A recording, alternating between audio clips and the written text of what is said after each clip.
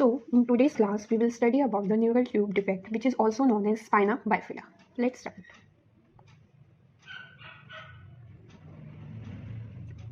Neural tube defect, which is also known as spina bifida.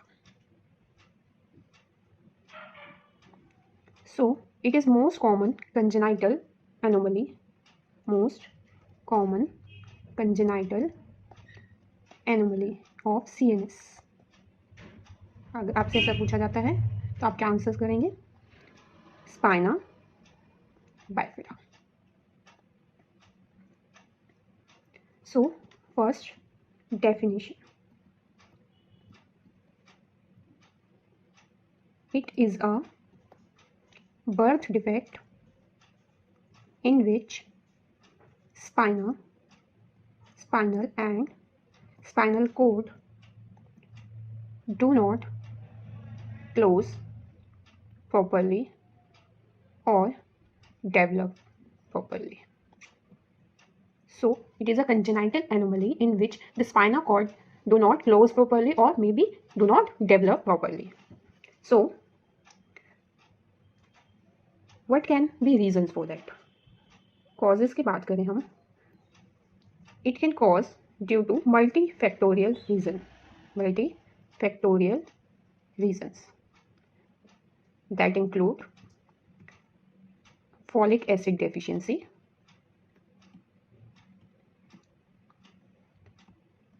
it can be autosomal recessive,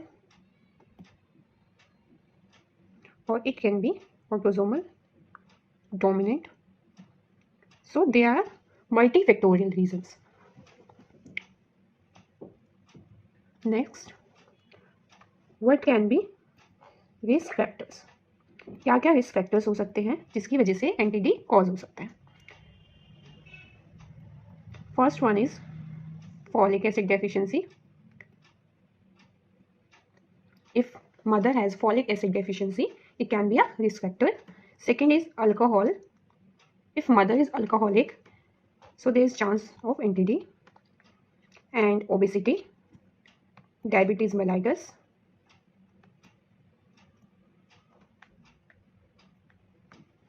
there can be various drugs, example carbamazepine, valproate, methotrexate.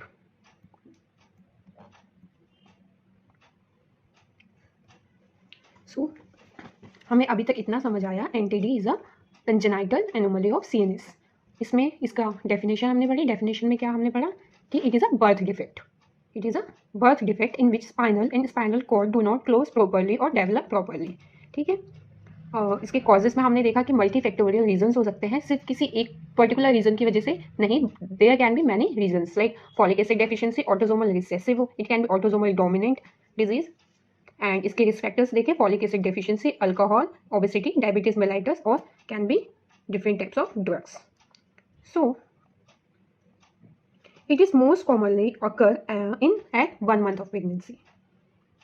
It is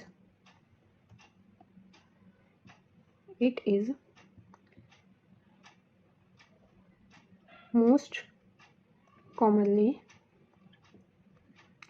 commonly occur during first month of pregnancy. So now we will study about the different types of NTD. Types of NTD. Mainly two types हैं. First one is spina bifida occulta, and second is spina bifida cystica. Occulta means hidden, cystica means sac. यहाँ पे sac की formation होगी और spina bifida occulta में hidden होगा वो. So spina bifida cystica further divided into two types: meningocele, meningocele.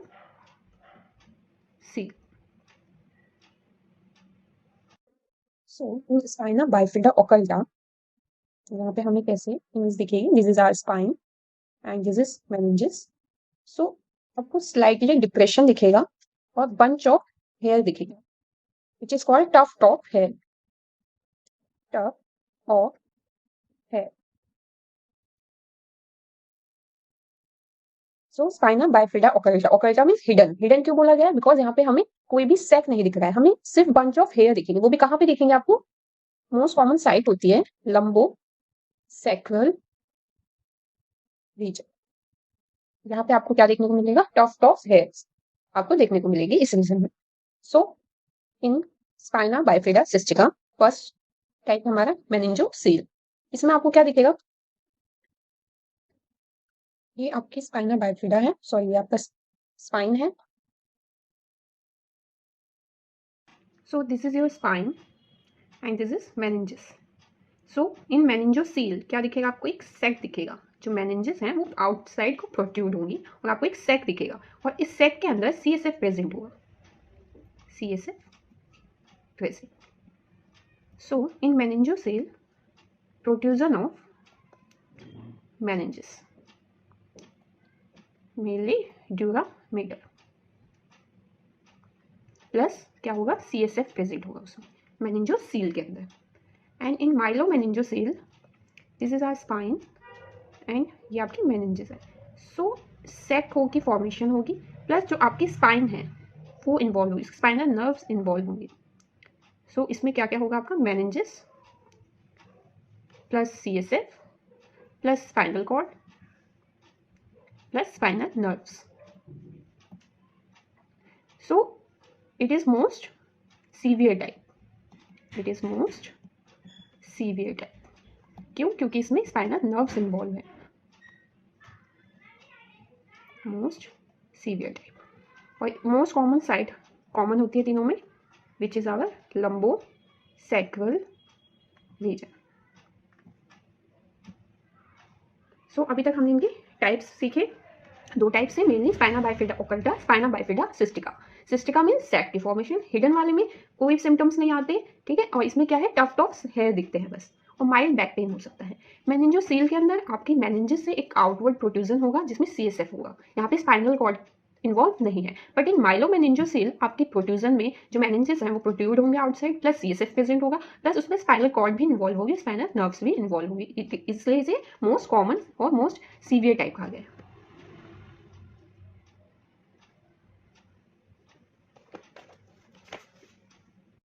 Now अब हम इसके साइन एंड सिम्टम्स देखेंगे,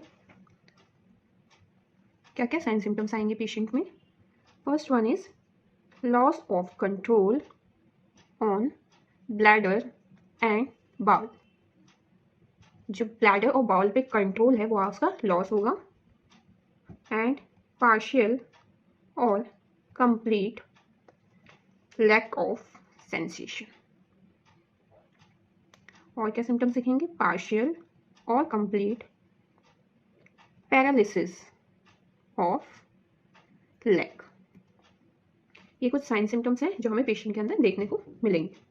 उसके बाद आ जाते हैं हम डायग्नोसिस पे, कैसे कैसे डायग्नोज कर सकते हैं हम इसको। So first one is ultrasound, second is amniocentesis. Amniocentesis में हम एमनियोटिक फ्लूइड में कुछ मार्कर्स देखेंगे जो प्रेजेंट होंगे मदर की एमनियोटिक फ्लूइड में। सो मोस्ट टू टाइप्स के मार्कर्स देखते हैं हम, मोस्ट सेंसिटिव मार्कर और मोस्ट सिलेक्टिव,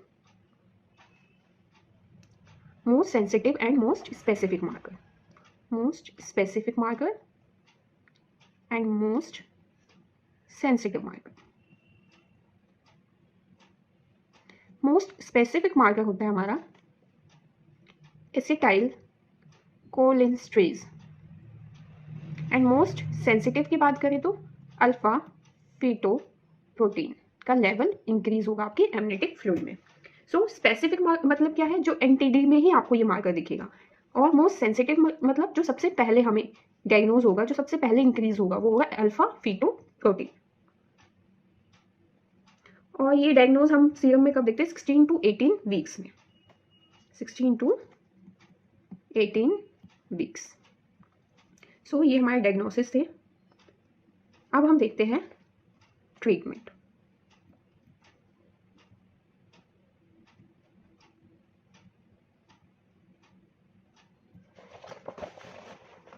सो ट्रीटमेंट में इसके ट्रीटमेंट सर्जरी होती है और वो मोस्ट सीवियर टाइप में देखने को मिलती है। मोस्ट सीवियर टाइप कौन सा था? माइलोमेनिंजियोसील।